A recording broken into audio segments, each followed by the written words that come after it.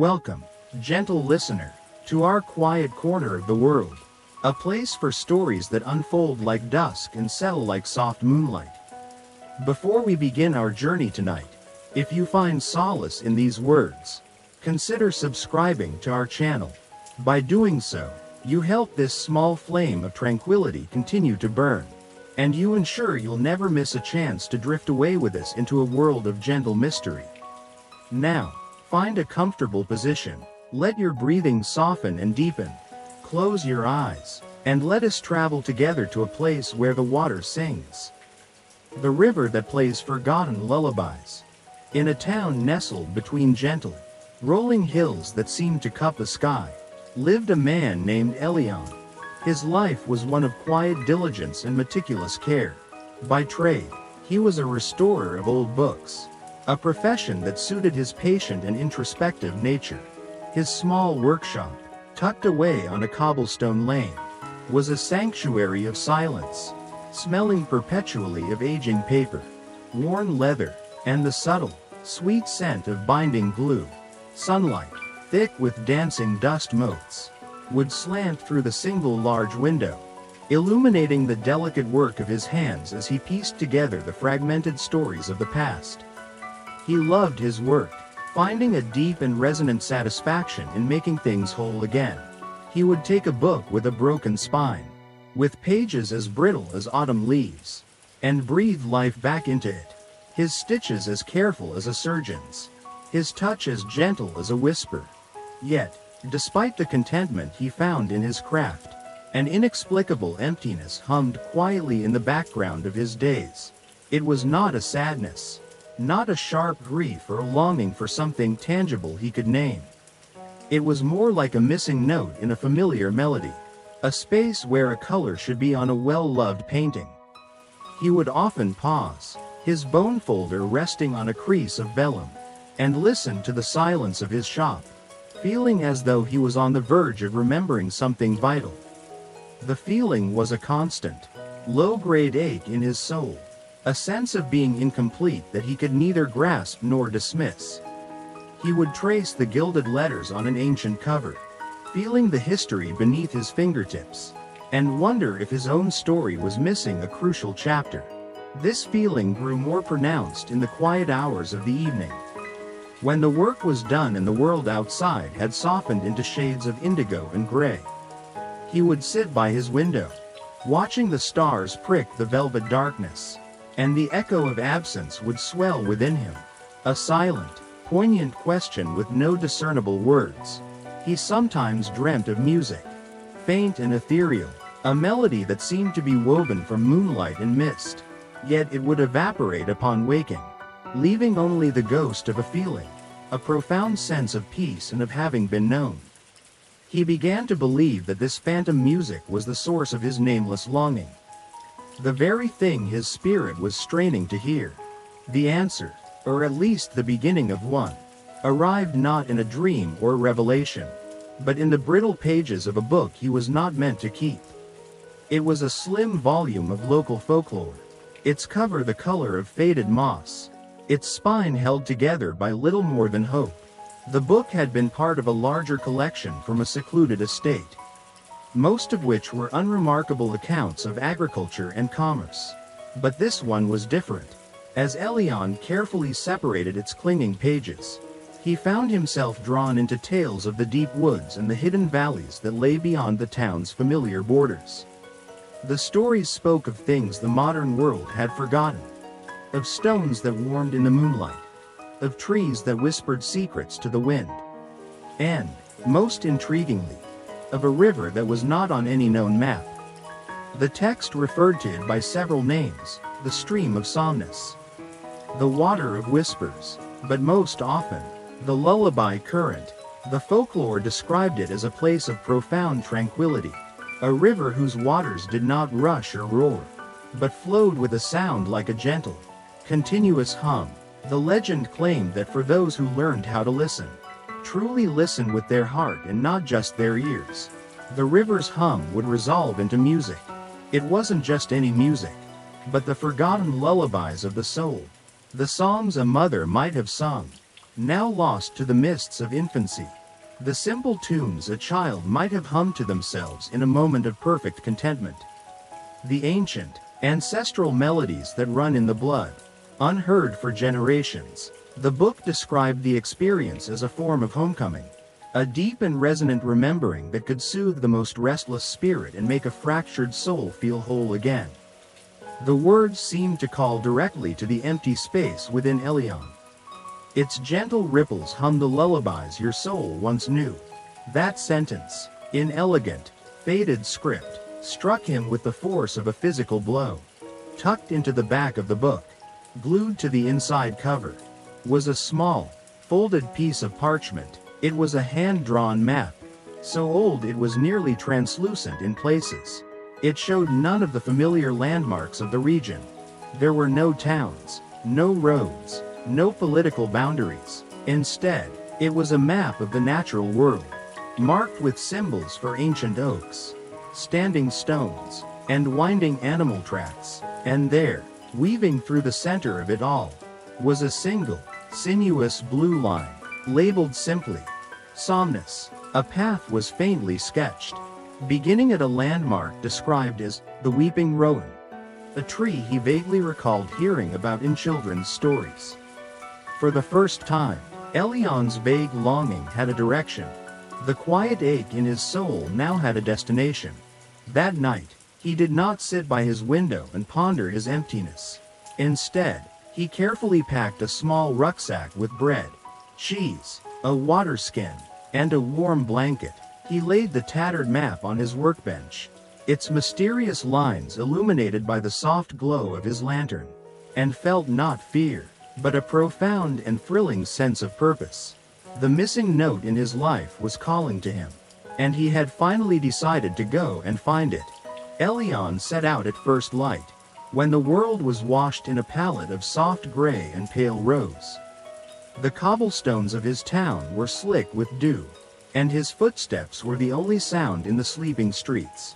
A silver mist clung to the low-lying fields, making the familiar landscape feel strange and new, as if he were stepping not just out of his town, but out of his ordinary life and into the pages of one of the old books he so lovingly restored. He felt a quiet excitement, a nervous energy that was a stark contrast to his usually placid demeanor. The map was his guide, a fragile key to an unknown lock. He found the Weeping Rowan at the edge of the town's oldest pasture, its long, graceful branches indeed seeming to droop with a gentle sorrow. As the folklore suggested, a barely their path began at its base, a faint impression in the grass leading away from the world of men and into the untamed quiet of the wild. The first day of his journey was spent crossing the rolling hills that cradled his town. The sun climbed higher, burning away the mist and warming his back. The world was alive with the small sounds of nature, the cheerful chirping of sparrows, the drowsy buzz of bees drifting between wildflowers, the sigh of the wind as it combed through the tall grasses. It was a simple, beautiful music, but it was not the music he sought. He walked at a steady, unhurried pace, allowing the rhythm of his own steps and the rhythm of the land to merge. He was used to the quiet and the solitude of his workshop. But this was a different kind of silence. It was vast, open, and filled with a sense of ancient patience. As the day wore on, he felt the tightly wound coil of his modern life begin to unwind. The mental lists of books to be mended, of supplies to be ordered, of errands to be run, all began to fade, replaced by more immediate and fundamental concerns: the position of the sun in the sky, the feel of the earth beneath his boots, the taste of fresh water from his skin. He was no longer Elian the book restorer. He was simply a traveler, a searcher, a man following a whisper. That evening, he made his camp in a small hollow, sheltered by a cluster of hawthorn trees. He ate his simple meal as the sun bled across the horizon in fiery strokes of orange and purple. The stars emerged, not as the faint pinpricks he saw from his town window, but as a brilliant, overwhelming cascade of diamonds scattered across an infinite blackness. He lay wrapped in his blanket, the strange, earthy smells of the wilderness filling his senses, and felt a peace he hadn't experienced in years. The echo of absence within him was still there, but it felt different now, less like an ache and more like a quiet hum of anticipation. He was on the path, and for the first time, he felt that he was walking toward, not away from, himself. On the third day, the rolling hills gave way to the threshold of an ancient forest. The trees stood like silent sentinels, their massive trunks cloaked in emerald moss and their high canopies knitting together to form a ceiling of green, filtering the bright sunlight into a diffuse, ethereal glow. The air grew cooler, carrying the rich, loamy scent of damp earth, decaying leaves, and the subtle perfume of unseen fungi. The path, which had been a clear line through the open fields, became a more subtle suggestion here, winding between colossal oaks and solemn beeches whose roots buckled the forest floor like the knuckles of sleeping giants.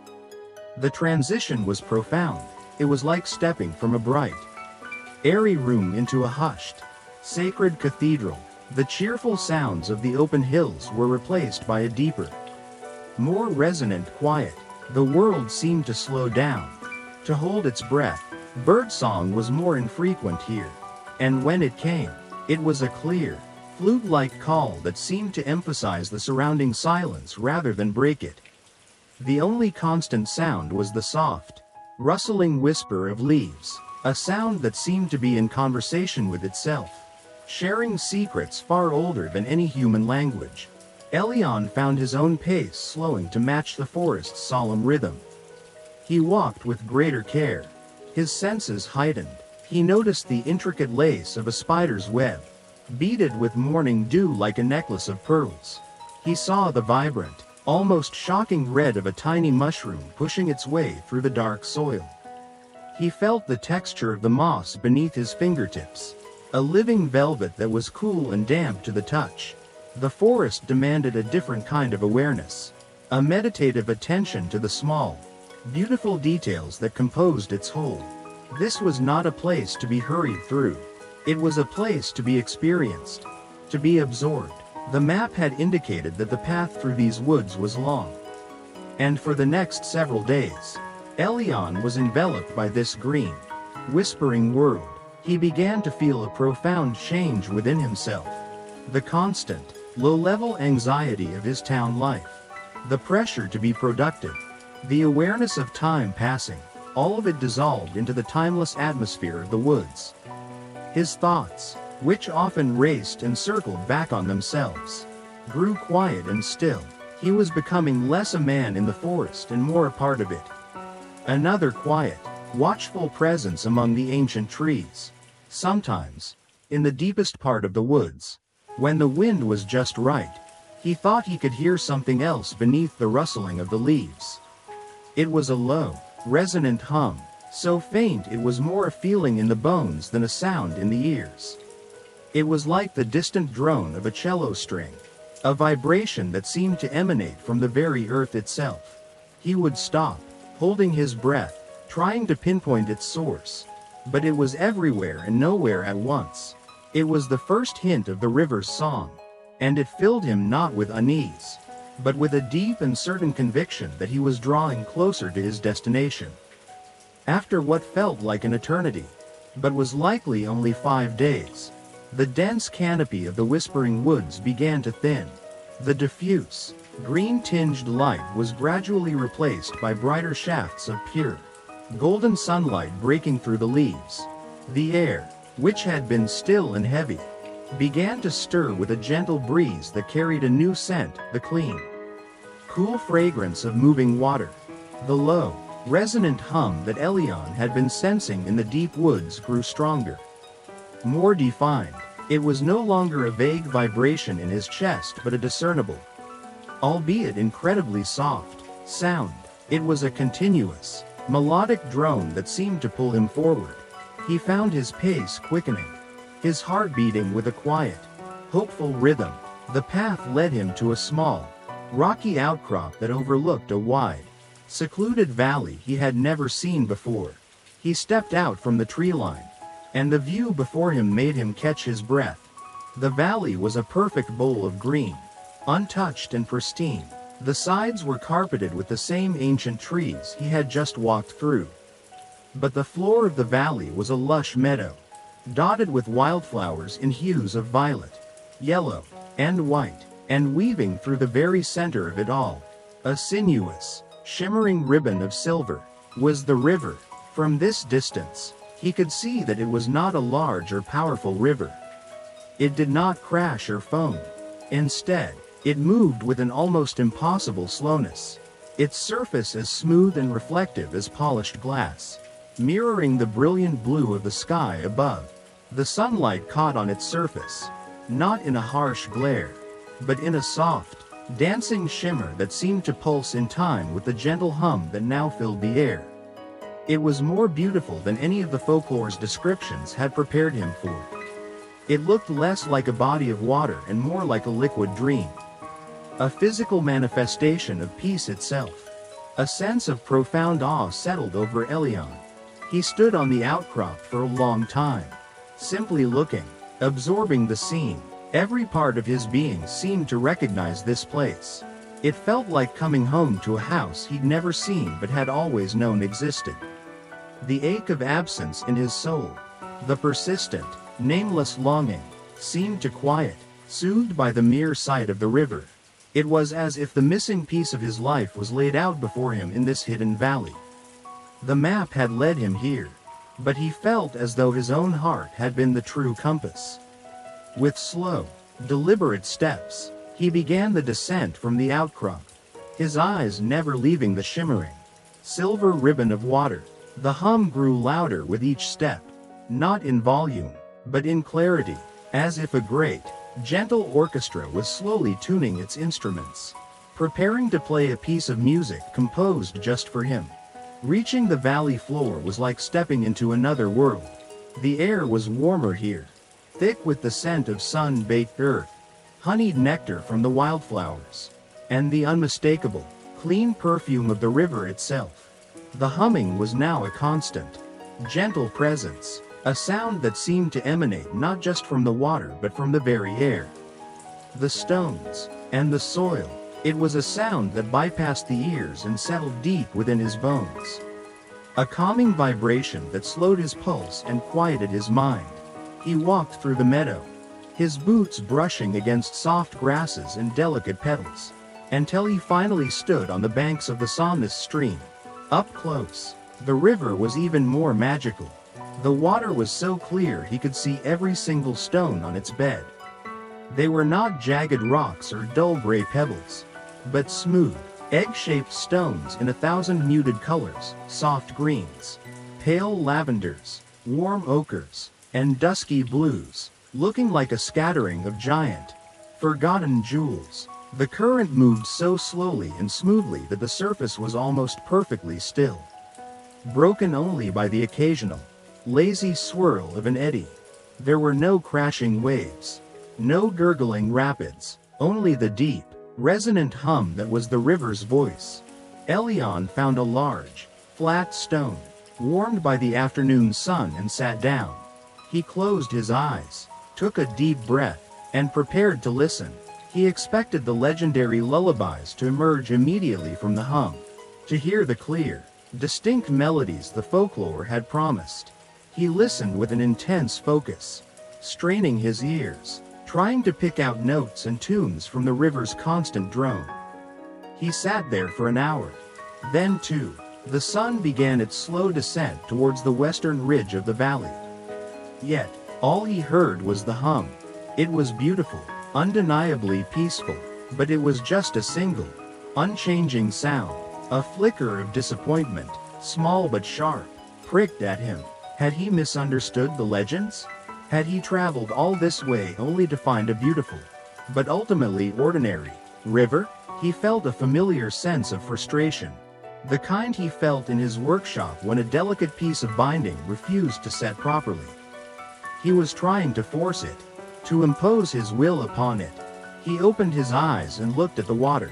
A dragonfly with wings like iridescent stained glass hovered over the surface for a moment before darting away. A single yellow leaf floated lazily downstream, turning in a slow, graceful pirouette. The river was not a puzzle to be solved. It was not a lock waiting for a key. It was simply being. And in that moment, Elian understood. He had come here and was still listening with his town mind. His task-oriented, result-driven mind. The folklore had been specific. You had to listen with your soul. He didn't know what that meant precisely, but he knew it wasn't what he was doing. He had to let go of the expectation, of the striving. He had to learn to simply be here, just as the river was. He lay back on the warm stone, cushioned by a patch of soft moss, and decided to stop listening, and just be. Elian spent the next full day by the river, not as a seeker, but as a silent observer. He abandoned his focused effort to hear the lullabies and instead, simply existed on its banks. He watched the morning mist rise from the water's surface like a host of slow-moving ghosts. Kissed away by the first rays of the sun, he observed the way the light changed throughout the day, transforming the river from a cool, silver mirror at dawn to a warm, liquid gold in the late afternoon, and finally to a ribbon of dark, polished obsidian under the starlight. He trailed his fingers in the water, feeling its surprising coolness and the gentle, inexorable pull of its current. He didn't try to analyze the hum anymore. He let it become the background to his day, the auditory equivalent of the sky above him, always present, but not demanding attention. He ate his simple meals slowly, savoring each bite. He walked along the river's edge, his pace unhurried, his gaze soft. He was unlearning the habit of haste, the deep-seated need to do something, and was instead learning the profound and difficult art of being. As dusk began to settle on his second day, a figure emerged from a small copse of willow trees further downstream. It was an old woman, her back bent with age, but her movements sure and steady. Her hair was the color of spun moonlight, and her face was a beautiful map of wrinkles, each line telling a story of laughter, sorrow, and time. She carried a small basket and moved with a quiet grace that seemed perfectly in tune with the valley's tranquil rhythm. She saw Elian sitting on his stone and approached not with surprise or suspicion, but with a gentle, knowing smile. "You are trying too hard," she said, her voice as soft and melodic as the river's hum itself. She introduced herself as Lyra, and it seemed to Elian that she had lived in this valley forever. A human counterpart to the ancient trees and stones. She sat beside him, her presence as calming as the scenery. She didn't ask him why he was here. She seemed to already know. "The river doesn't perform for an audience," she explained, her gaze fixed on the gently flowing water. "It sings with those who are willing to be quiet with it. You cannot force a memory, and you cannot force its song. You must quiet the noise inside you first. The world fills our heads with so much chatter, so many sharp edges. The river's music is soft and round. There is no room for both." Her words resonated with the truth Elian had begun to discover for himself. He had been trying to hear the river over the noise of his own expectations. He needed to create a space of inner silence for the music to enter. Lyra stayed with him as twilight deepened, sharing a piece of her bread and some wild berries from her basket. They didn't speak much more, but their shared silence was companionable and profound. As the first stars appeared, Lyra stood to leave. "Don't listen with your ears," she said as a final piece of advice. "They are for the loud world. Listen with the part of you that dreams." Elian took Lyra's words to heart. The next day, he found a comfortable spot on a bed of moss near the water's edge, closed his eyes, and focused not on listening, but on his own breath. He breathed in the cool, clean air of the valley, and breathed out the lingering tension in his shoulders, the tightness in his jaw, the restless energy in his mind. He let Lyra's words echo in his thoughts. "Quiet the noise inside you. He didn't fight his thoughts as they arose, he simply acknowledged them and let them drift away. Like leaves on the surface of the somnus, he let the river's constant hum become an anchor, a steady, resonant tone that he could return to whenever his mind began to wander. He sat like this for what felt like hours, a statue of stillness on the riverbank, his entire being slowly, gradually attuning itself to the valley's peaceful frequency. The separation between himself and his surroundings began to blur. The warmth of the sun on his skin, the feel of the moss beneath him, the scent of the water, and the sound of the hum, it all started to merge into one seamless sensory experience. And then, it happened. It was not a sudden burst of music. It was far more subtle, more intimate than that, deep within the steady, monolithic hum of the river. A new thread of sound began to distinguish itself. It was impossibly faint, like a melody heard through a thick wall. But it was there, a simple, rising and falling sequence of 3 notes, repeating in a gentle, rocking rhythm. It wasn't a sound he heard with his ears. As Lyra had predicted, it was a sound he felt, a resonance that bloomed directly in the center of his chest. As the fragile melody surfaced, it brought with it not a thought, but a powerful, overwhelming sensation. It was the feeling of immense warmth and absolute security. It was the scent of lavender and clean linen. It was the feeling of a soft, woolen blanket tucked firmly around his body, the gentle pressure of a hand on his back, the feeling of being held, of being safe from all the world's harms. A memory, not a visual one, but a purely sensory one, rose from the deepest, most inaccessible part of his past. It was the memory of being an infant in his cradle, a memory his conscious mind had no access to. The 3-note melody was the lullaby his mother had hummed to him, the first music his soul had ever known. Tears welled in Elian's eyes and streamed down his face. But they were not tears of sadness. They were tears of recognition, of a profound and soul-deep homecoming. He had found the first forgotten note. The river had given him back a piece of his own beginning. Over the next few days, Elian's experience with the river deepened. Guided by his brief but profound encounters with Lyra, she would appear at dusk or dawn, moving with the quiet purpose of the natural world, sometimes to gather herbs, other times to simply sit by the water. She never offered long lectures or complex explanations. Her wisdom came in short, poetic phrases, like pebbles dropped into the still pool of his understanding. The river holds the echoes of everything it has ever touched, she told him one evening, as they watched the bats dip and wheel over the water's surface. The joy of the sunlight, the sorrow of a fallen leaf, the patience of the stones. It also holds the echoes of every life that has drunk from it, bathed in it, or simply rested by its side. Your ancestors knew this water. Their songs are part of its song. This idea transformed Elian's understanding. He had thought the river was playing music for him. Now he realized he was hearing the music that was already within him, amplified and clarified by the river's unique resonance. The somnus was not a source, but a mirror, reflecting the hidden melodies of his own soul. Another time, Elian asked her if everyone heard the same songs. Lyra smiled, a gesture that crinkled the corners of her eyes. Does every tree in the forest grow in the same shape? Does every stone on the riverbed have the same color? She asked. The river's hum is the raw material, the silent, unshaped clay. Each soul that listens shapes that clay into its own melody. A man full of anger might hear nothing but a roar. A woman full of grief might hear a lament.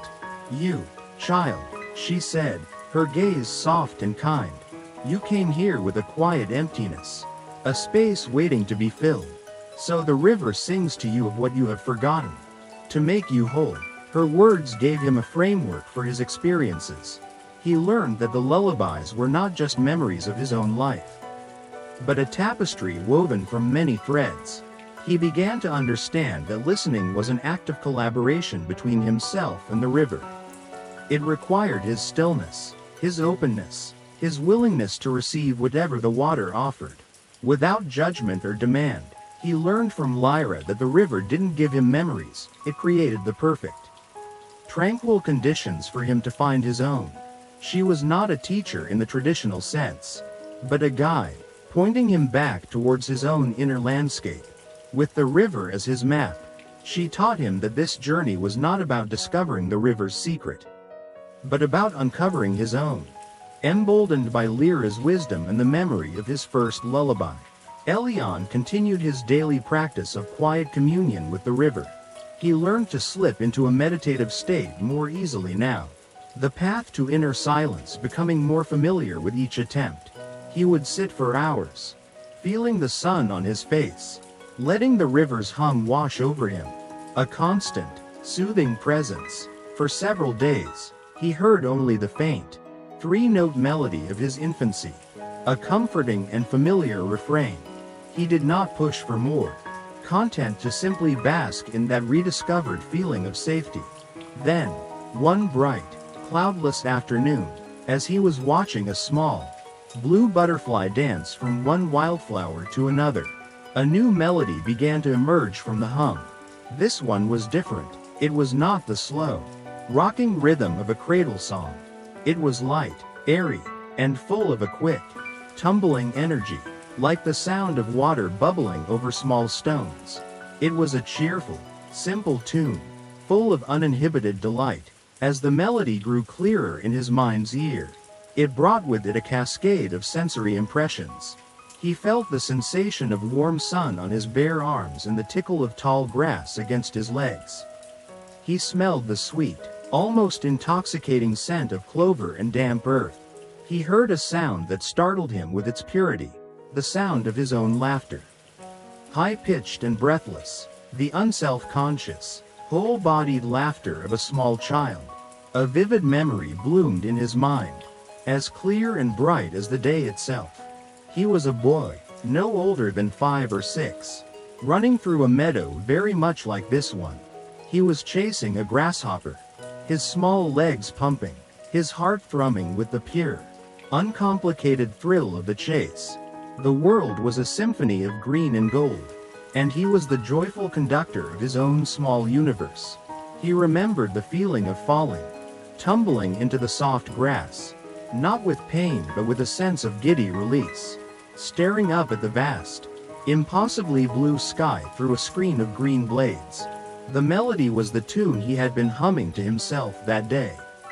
A spontaneous song created in a moment of perfect, untroubled happiness. He had forgotten this joy. As an adult, his happiness had become a more muted, intellectual thing, satisfaction in his work, contentment in his quiet life. He had completely forgotten this wild, physical, ecstatic joy of simply being alive in a sunlit field. The river had returned to him a memory of his own capacity for pure delight. A feeling he thought had been lost forever to the sober responsibilities of adulthood. He lay back on the moss, the river's cheerful tune playing in his soul, and for the first time in decades, he smiled a wide, unreserved, truly joyful smile. Not all the songs the river offered were of joy and comfort. Elian came to understand that to become whole, one must embrace the totality of one's past, including the parts that hold pain.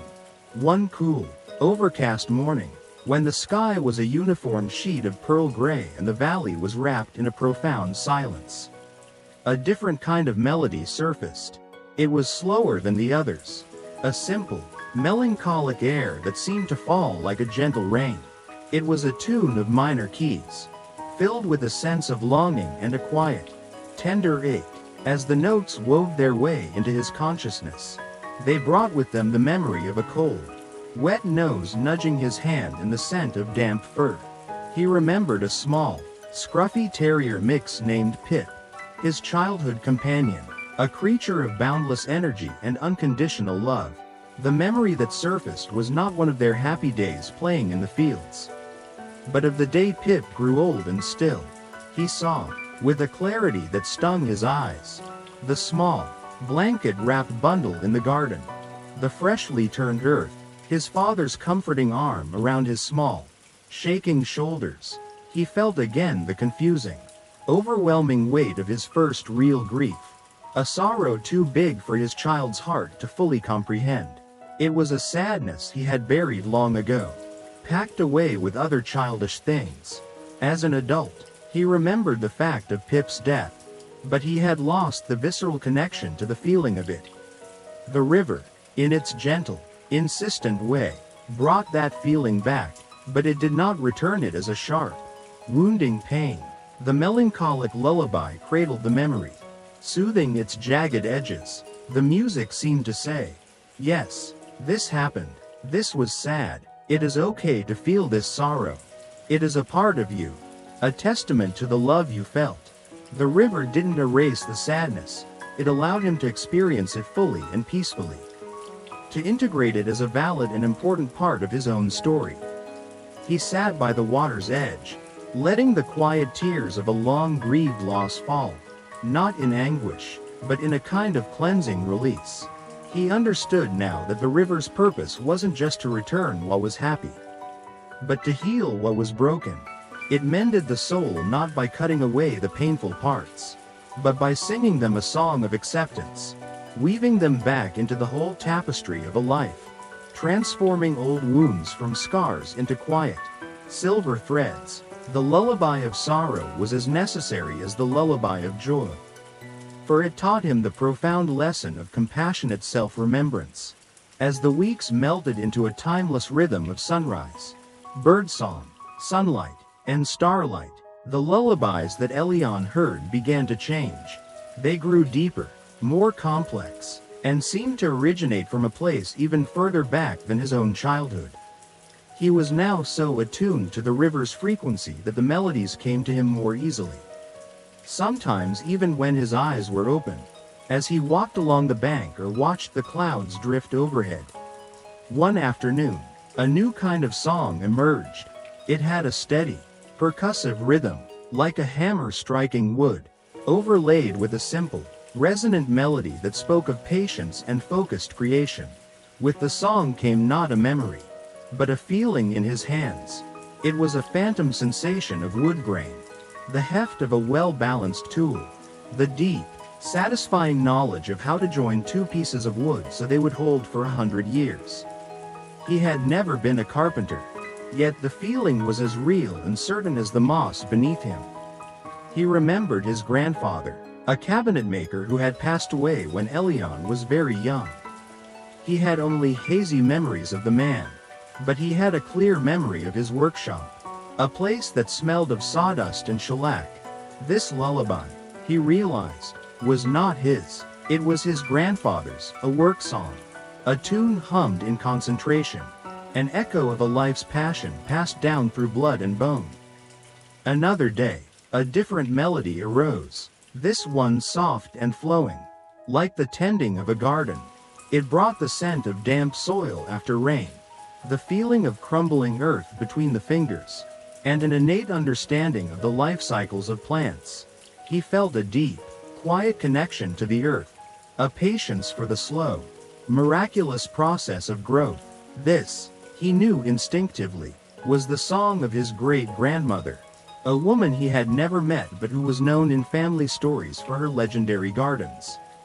The river was opening a door not just to his own past, but to the lives of those who had come before him. He was hearing the music of his own lineage.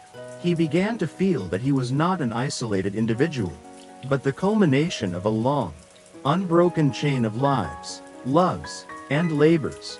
The skills, passions, and even the quiet sorrows of his ancestors were encoded within him.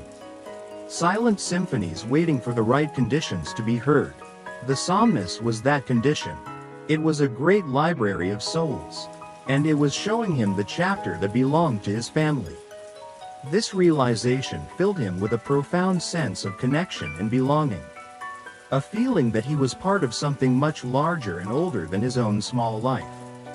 The empty space within him, the echo of absence, was being filled not just with his own memories, but with the rich, resonant music of his heritage. Elian had now spent a full turn of the moon in the valley of the somnus. He had rediscovered the safety of his infancy, the joy of his childhood, the quiet sorrow of his first loss, and the resonant echoes of his ancestors. He felt more complete, more deeply himself than ever before. The nameless ache that had driven him from his quiet life was all but gone, replaced by a sense of inner richness and peace. He thought, perhaps, that his journey was complete, that the river had given him all it had to offer.